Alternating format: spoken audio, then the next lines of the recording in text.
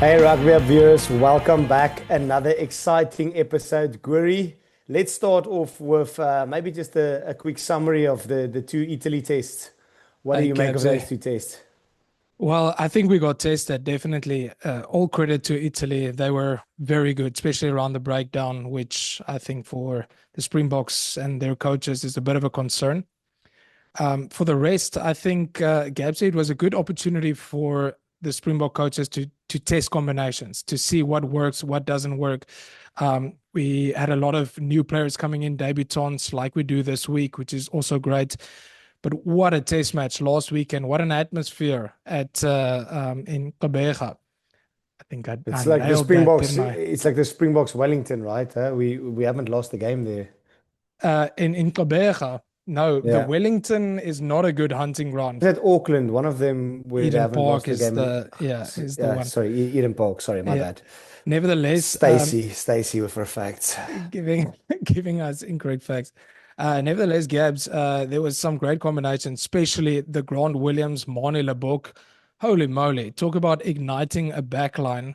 The speed that they got from the ruck, the speed that Grant Williams brought, the passing and the distribution very accurately from Mane Bokke to get that backline going.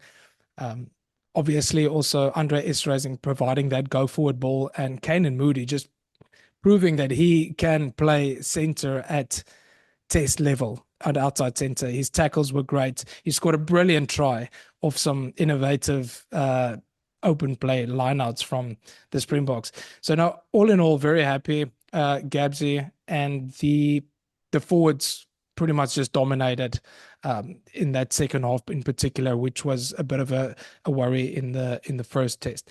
What did you make Yeah. of that second test at least? Yeah, I think actually really proud of how the boys bounced back. I think, yeah, it was said in one of the press conferences that maybe they got a bit complacent going into that first test, and yeah, maybe it was a blessing in disguise that game didn't really plan out the way we were hoping to, the first Yeah, test. And yeah, I mean, what was it at the end of 45-0. 45-0, 45-0. So massive victory, super convincing. Yeah, super happy. I mean, let's not go too much into that test, but I mean, the kickoff, first of all, that backfired a bit. But again, I was just thinking, just when you think you can't see something else from Rassie, and Yeah. then later in the game, the open play, like lifting the player, mauling, Mm. scored of that basically twice. So now, all in all, very excited to see what we're gonna do in this like last, I don't want to say preparation test because it is a test match, but this last game before the championship, which is the Boks against Georgia. Obviously, we know the Georgians are physical players. And Mm. Guri, let's jump straight into it. I mean, the first three players on that team sheet are all uncapped against a team that is maybe not one of the best test teams out there, but they're damn physical, and a lot of Mm. the players playing the rugby in France are really good scrummaging players. So, Mm. what do you actually make of Bowen Venter, Marius van der Merwe, and Neetling Fouché starting, as the front three there? Yeah, as you mentioned, three debutants against the Georgian scrum. I think Rassie is basically just telling them, go out and test yourself at test level against a good scrum.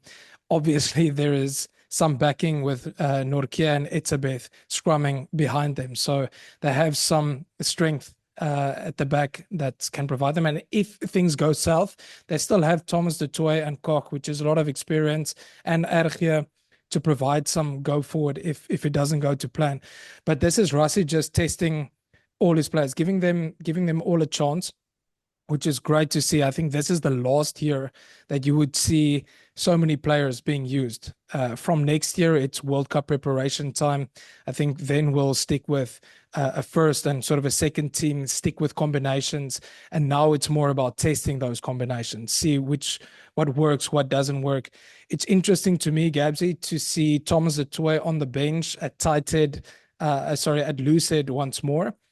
I think he's a better tight head. He got pulled off at the half hour mark last week, which is a real shame. I didn't think he did anything wrong, but as Rassie explained, it was just about we got a red card for Jasper's headbutts, which is more like a head tap, and we needed a experienced loose head player to come in and provide his experience, and which Oxenchair obviously did.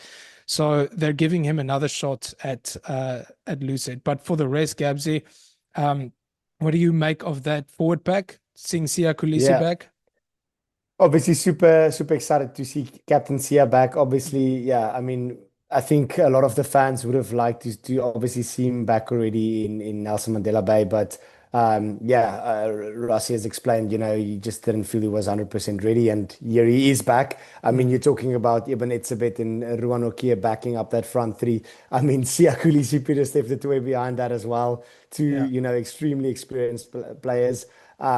But something that probably is a big talking point is obviously Kobus Visa at 8. I think a lot of eyebrows have been raised about that. So, yeah, I mean, for me, again, yeah, one of those things where Rassie just is definitely wanting to build depth in a position where we right now have quite a lot of injuries, and he's correct. probably also explained that. So they say they feel Kobus Visa could be a brilliant 8, and it Mm, gives you another line-out option and mm. probably another, let's say, hybrid forward in a way. Well, not hybrid, just like a versatility forward, really, Yeah, because he could correct. then cover lock and the Lucy's. And look, he was brilliant off the bench against Italy. He was doing Mm. a strong carrier, and I'm excited to see him at 8. Yeah, So I'm really excited to see this. I think it's a very strong team. It's just yeah. going to be interesting to see how the scrums go with obviously three uncapped players lining up as the front rowers. So yeah, for me, a very exciting team. Like you've said it already, we've got a super strong bench to come on Mm. should we struggle up front. But I don't know, Gory, anything to add on the forwards? Obviously, really excited to see Sia back, Peter Steph in there. But I Yeah. think it's a very strong lineup. Again, a combination of inexperience and experience, but very strong Mm. lineup. Do you think that they are, or that there is an opportunity missed for maybe some players that he could have given some more opportunity, thinking someone like Yeah, I Evan mean, Roos, playing maybe obviously, Evan Roos even at 6, considering the fact that we've only tested Marco van Staren in the absence of Sia, which obviously he was exceptional. We know that Kwagga can also play there, but Evan Roos being very close to the ball, that kind of player, do you think it could yeah, have I been an mean, opportunity to test him at it's 8 or maybe at 6? yeah, I mean, it's an excellent point you make, and obviously something that's also been asked around. And obviously, you said Evan is not completely out of the mix at all. They just feel like they need more options in this position right now, and there's no better opportunity than now against Georgia, because you're not going to Mm, go and do it against Australia.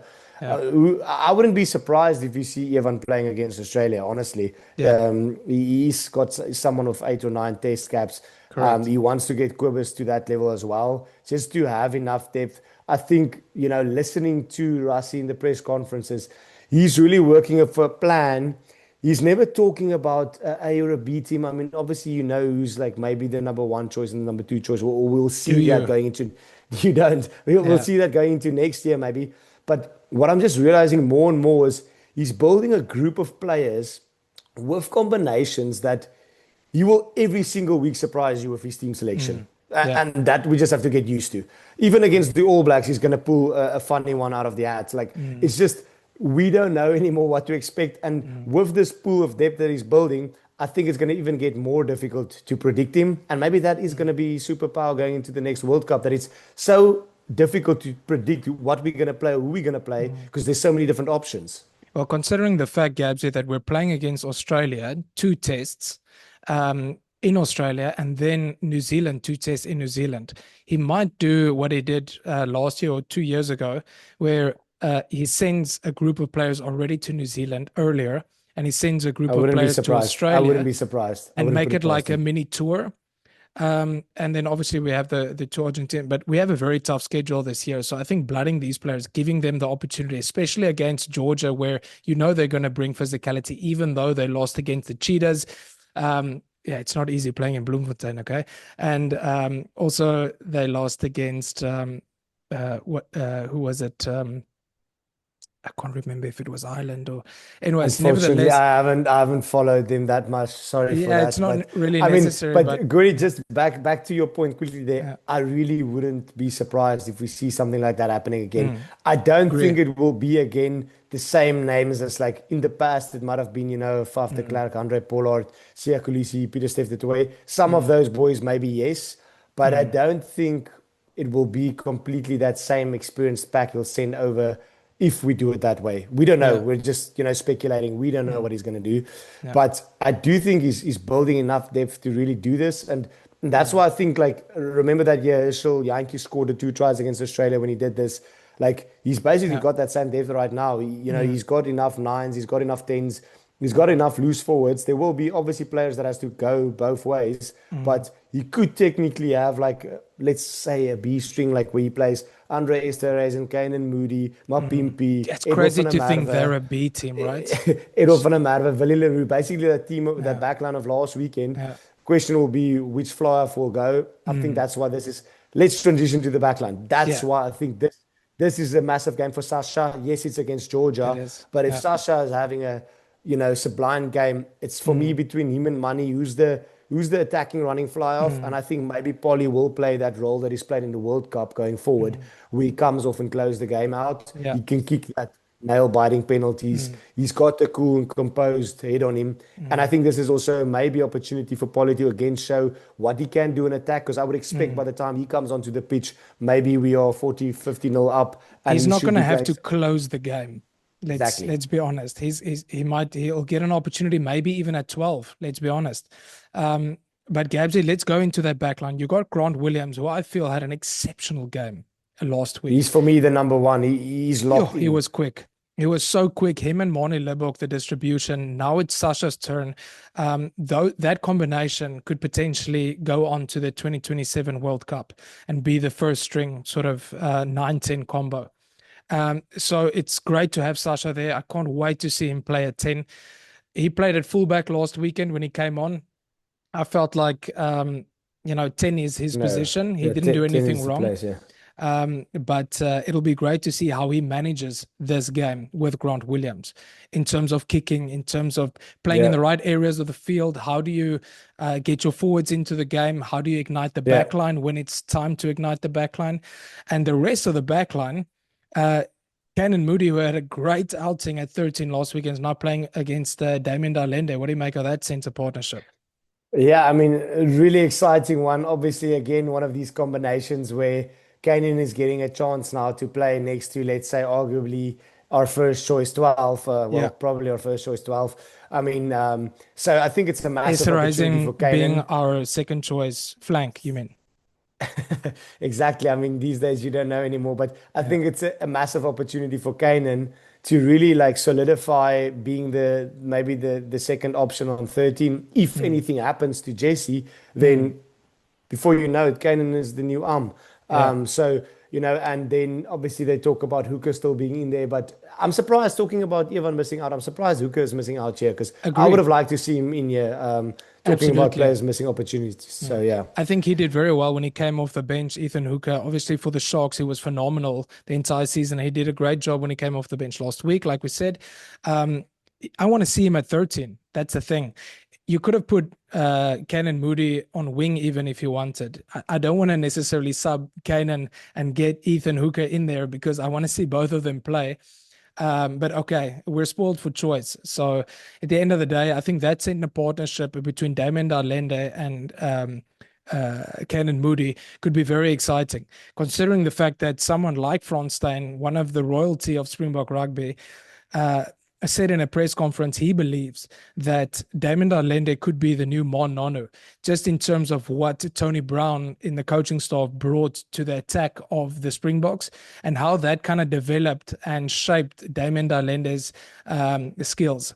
A bit more kicking, Yeah. attacking kicks, his distribution. So Distributing. that is Yeah. very, very exciting to see. And if we move on to the wings, we got our two quick fire scrum cap wings.